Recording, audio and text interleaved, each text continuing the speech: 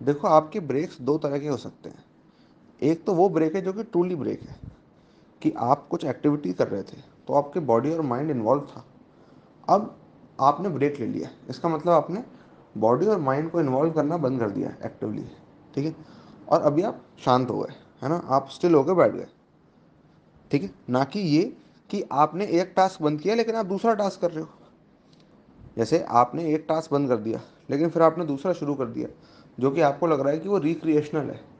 Recreational जैसी कोई चीज़ नहीं होती। ठीक है, आपने पढ़ाई को स्ट्रेसफुल बना दिया, अब आप कोई और एक्टिविटी करना चाह रहे हो उसका स्ट्रेस बर्न करने के लिए, है ना, डिटॉक्स करना चाह रहे हो, इसका कोई मतलब नहीं है। जब आप वापस पढ़ने बैठोगे ना तो आपकी एनर्जी कम हो जाएगी, लेकिन आपको पहले लग रहा था कि आप थोड़ा खेल कूद के आ जाओगे तो उससे रिक्रिएशन हो जाएगा। नहीं, खेल कूद बॉडी के फिटनेस के लिए सही है। ठीक है, लेकिन वो एक इफेक्टिव ब्रेक नहीं है। उससे जब आप वापस लौटोगे तो आप ज़्यादा एनर्जी से नहीं पढ़ोगे। ठीक है, तो एनर्जी ऐसे ही नहीं इंश्योर हो जाएगी आपकी, है ना, कि आपने एक टास्क कर रहे थे टास्क वन, फिर टास्क टू पे आ गए, फिर आप जब टास्क वन पे वापस आओगे तो आपकी एनर्जी कम ही होगी, बढ़ेगी नहीं।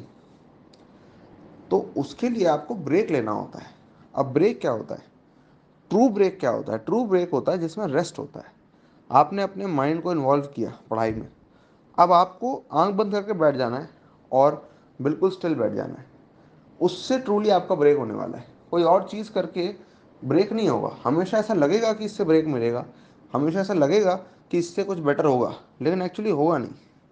आप लास्ट में जब आप दोबारा बैठोगे ना पढ़ने तो आप अपने आप को आ, कम एनर्जेटिक ही फील करोगे हमेशा। ठीक है, तो आपको ट्रू ब्रेक लेना आना चाहिए। ठीक है, तो ट्रू ब्रेक क्या होता है?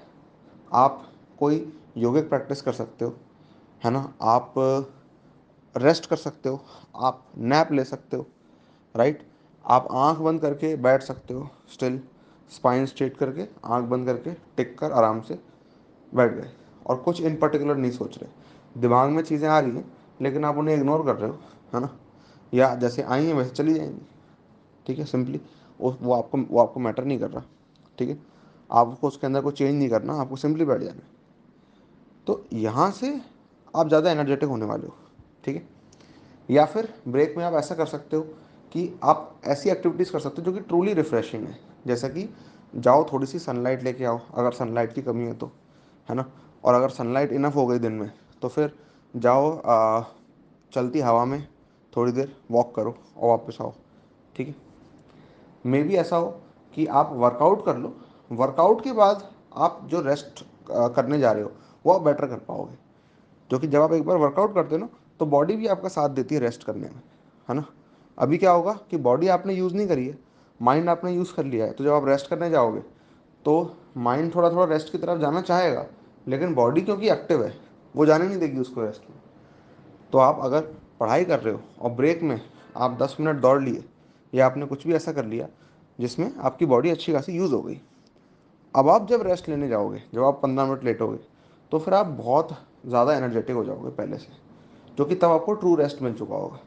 ठीक है, या फिर आप नहाने चले गए या आप कहीं पे भी चले गए, जो भी चीज़ ऐसी है जो कि ट्रूली आपको रिफ़्रेश करती है। ठीक है, और खाने का ब्रेक लिया आपने और आपने हैवी खा लिया, ये तो आपको डिस्ट्रॉय कर देगा, मतलब आप पढ़ ही नहीं पाओगे फिर तो। और ज़्यादातर केसेस में ऐसा होता है ना। तो आपको ऐसी चीज़ें खानी है जो कि आपको फ्रेश रखें, ना कि आपको पुल डाउन कर दें, एंकर की तरह हो कि जैसे ही पेट में जाएँ वैसे ही सारी जो एनर्जी है वो उनको डाइजेस्ट करने में चली जाए और आप बैठ जाओ बिल्कुल। ठीक है, तो आपको ऐसी चीज़ें आइडेंटिफाई करनी है जो कि आपके लिए वर्क करती हैं। स्पेशली फ्रूट्स होते हैं, ड्राई फ्रूट्स होते हैं, ये सब चीज़ें होती हैं जो कि आप खाते हो आपको एनर्जी मिलती है, और इससे एनर्जी ज़्यादा जाती भी नहीं है, और आप फ्रेश रहते हो, एक्टिव रहते हो। ठीक है, तो ये आपको करना है। और फिर आपकी जनरल एक्टिविटी लेवल्स भी बढ़ेंगे अगर आप डेली बेसिस पे आ, कुछ योगिक प्रैक्टिस करते हो, है ना, जैसे कि उपयोगा या फिर ईशा क्रिया, शाम्भवी, इस तरह की कोई प्रैक्टिस करते हो, है ना। अब ये वो हैं जो कि मैं करता हूँ, तो मेरे को इनके बारे में मालूम है, और भी होती होंगी आप देख लो। ठीक है, बट ये मेरे लिए वर्क करती हैं। अब आ, आप अगर वर्कआउट करते हो जनरली तो फिर आपकी बॉडी जो है वो ज़्यादा एक्टिव रहेगी। तो जब बॉडी ज़्यादा एक्टिव रहती है ना तो फिर माइंड भी एक्टिव रहता है ना। बॉडी लिथार्जिक होती जाती है तो माइंड भी उससे कहीं ना कहीं कमज़ोर होता जाता है, थोड़ा उतना एक्टिव नहीं रह पाता, समझ लो। तो आपको इन सब चीज़ों पे ध्यान देना है। देखो, जेई प्रिपरेशन की बात हो रही है ना, लेकिन इन सब चीज़ों पे भी ध्यान देना है, क्योंकि जेई प्रिपरेशन आपकी लाइफ से अलग नहीं है। आपकी जैसी लाइफ का लेवल होगा वही आपकी जेई प्रिपरेशन का भी लेवल होगा। कहीं आप बाद में काम करोगे एक जॉब में या अपना बिजनेस करोगे, तो वहाँ पे भी आपकी जो एक्टिविटी का लेवल होगा वो इसी से डिसाइड होता है कि आपकी लाइफ का क्या लेवल है। तो एवरीथिंग कम्स फ्रॉम हेयर, ठीक है। सारी चीज़ें आप ही करते हो, तो आप अगर खुद का ख्याल नहीं रखोगे तो चीज़ें करोगे कैसे। तो आप कोई भी चीज़ करते हो उसका एक सोर्स होता है। ऐसा नहीं होता कि आप वो चीज़ कर रहे हो, नहीं, आप बॉडी और माइंड को इन्वॉल्व कर रहे हो फिर कोई चीज़ कर रहे हो, ठीक है।